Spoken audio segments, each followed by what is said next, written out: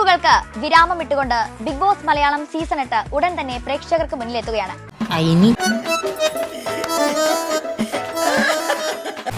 എന്തിനാ ഇങ്ങനെ മനുഷ്യരെ കളിപ്പിക്കുന്നത്?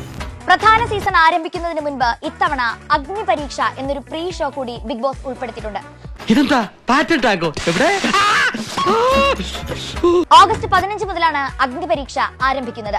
അഗ്നി പരീക്ഷ കഴിഞ്ഞാലുടൻ ബിഗ് ബോസ് പ്രധാന ഷോ ആരംഭിക്കും. ഇതിന്റെ അവസാനത്തെ കച്ചിത്തുരുമ്പ, ഇതിലെങ്കിലും എനിക്ക് രക്ഷപ്പെടണം. ഒരു കൂട്ടം സാധാരണക്കാരിൽ നിന്നും ടാസ്കുകളുടെയും വോട്ടിംഗിന്റെയും അടിസ്ഥാനത്തിൽ ഏറ്റവും മികച്ച ഗെയിമേഴ്സിനെ തെരഞ്ഞെടുക്കുകയാണ് അഗ്നി പരീക്ഷയുടെ പ്രധാന ലക്ഷ്യം.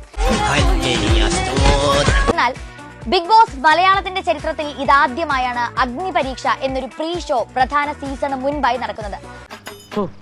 ഭയങ്കരം തന്നെ. അഗ്നി പരീക്ഷയിൽ പങ്കെടുക്കുന്ന കോമണേഴ്സിന് വെല്ലുവിളിയായി 3 ജഡ്ജസ് ആണ് ഷോയിൽ ഉണ്ടാവുക. ബിഗ് ബോസ് ആരാധകർ തേടി നടന്ന ആ 3 ജഡ്ജസ്മാർ ആരെല്ലാമാണ് എന്ന ചോദ്യത്തിന് ഉത്തരമാണ് ഇനി പറയാൻ പോകുന്നത്.